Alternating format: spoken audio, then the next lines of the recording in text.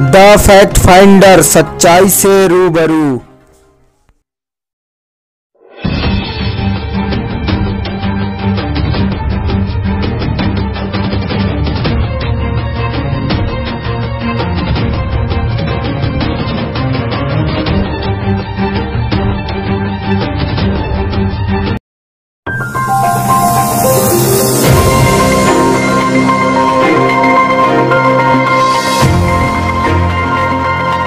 नमस्कार, आप देख रहे हैं सच्चाई। सच्चाई क्या है गुलनाज के हत्या में?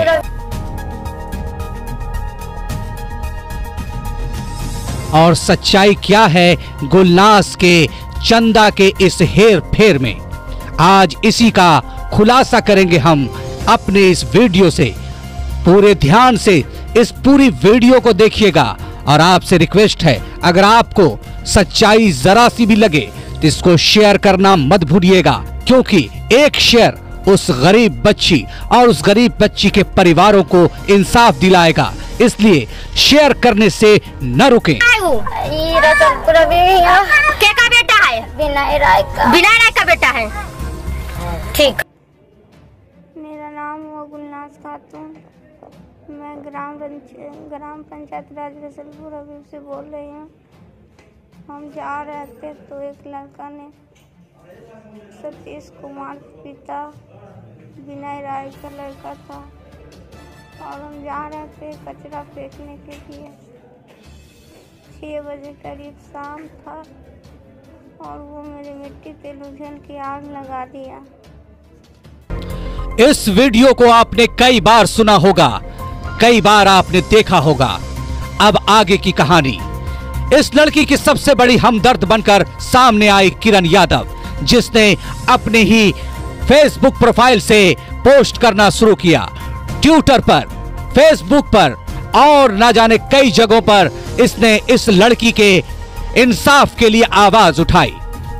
कई लोगों ने इसके पोस्ट को देखकर अपनी हमदर्दी जाहिर की और लोगों ने मदद की पेशकश की। अभी हम लोग पटना हॉस्पिटल हैं और यहाँ पे एक 20 साल की पीएमसीएच में है और 20 साल की एक लड़की को जला दिया गया था छेड़छाड़ के मामले में। अभी पता चला है, पुलिस स्टेशन बात की गई है कि दोनों आरोपियों को गिरफ्तार कर लिया गया है। एक महिला सोशल एक्टिविस्ट हैं जो इस पूरी केस को देख रही हैं।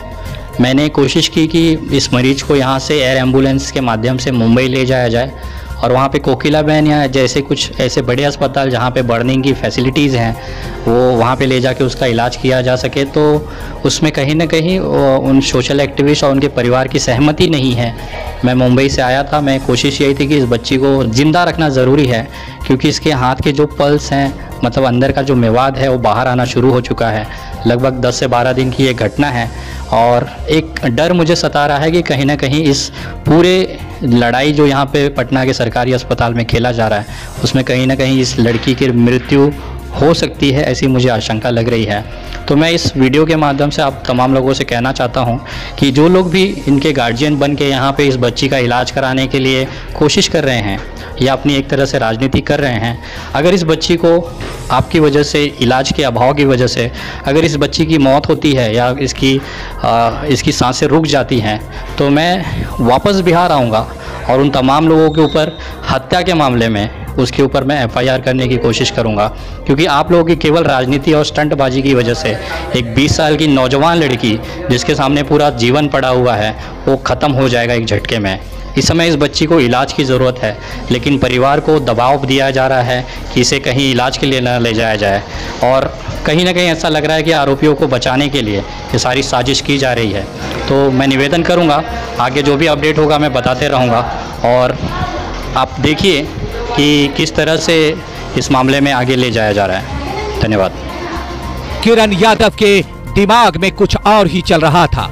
उसने अपराधियों के साथ साठ-गांठ करके एक तरफ हाजीपुर से इसे पटना पीएमसीएच लावारिस हालत में छोड़ गई, दूसरी तरफ चंदा उगाही का कार्यक्रम शुरू कर दिया। नमस्ते, मैं किरण यादव।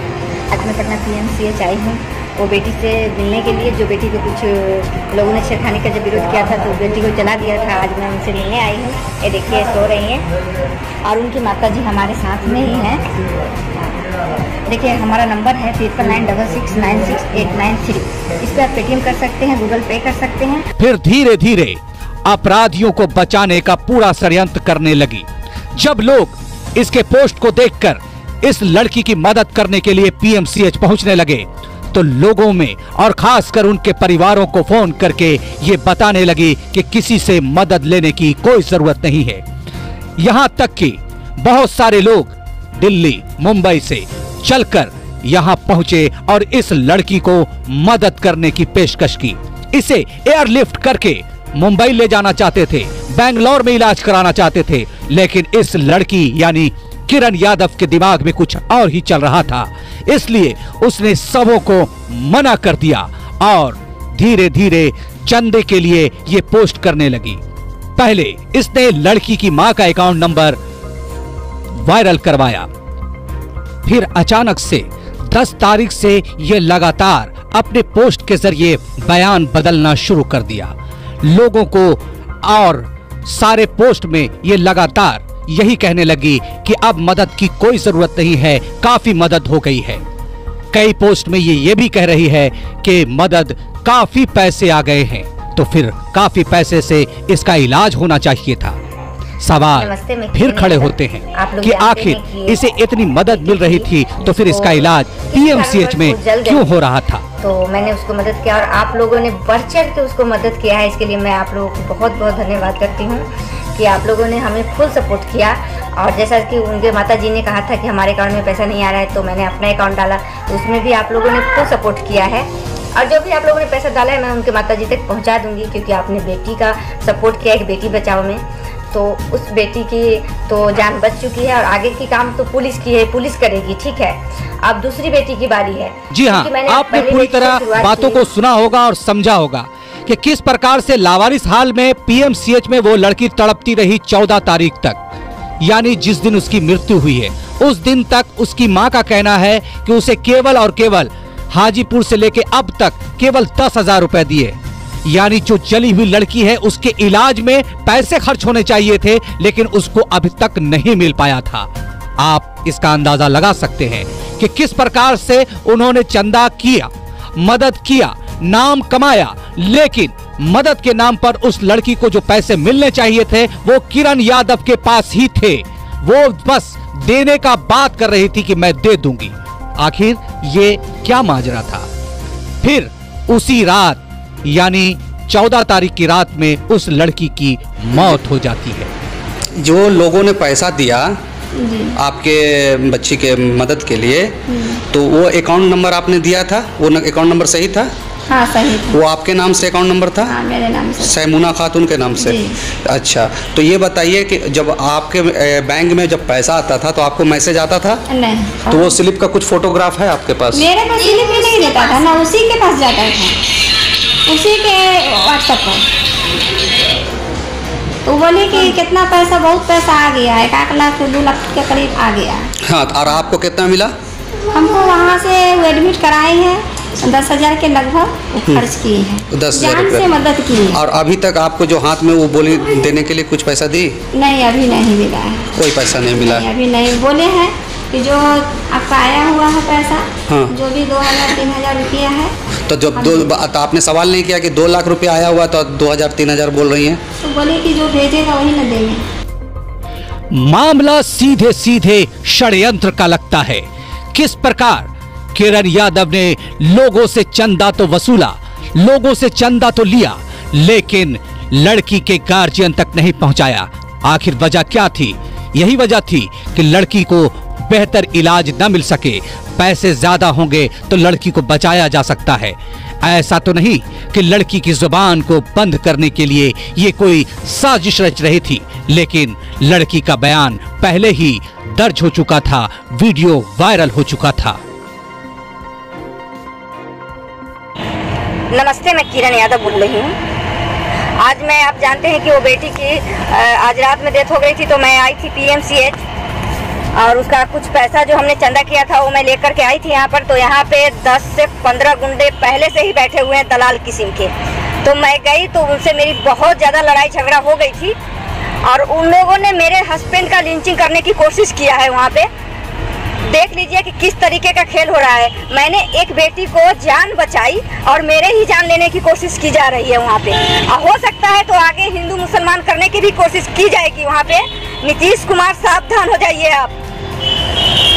इस तरीके से आप बेटी को जला करके मरवाएंगे और ऊपर से 10 गुंडे खड़ा कर देंगे, इससे बात दमने वाला नहीं है, ठीक है ना। अभी तो मैं जा रही हूँ वापस, लेकिन बहुत बुरा भुगतना पड़ेगा आपको। नमस्ते, मैं किरण।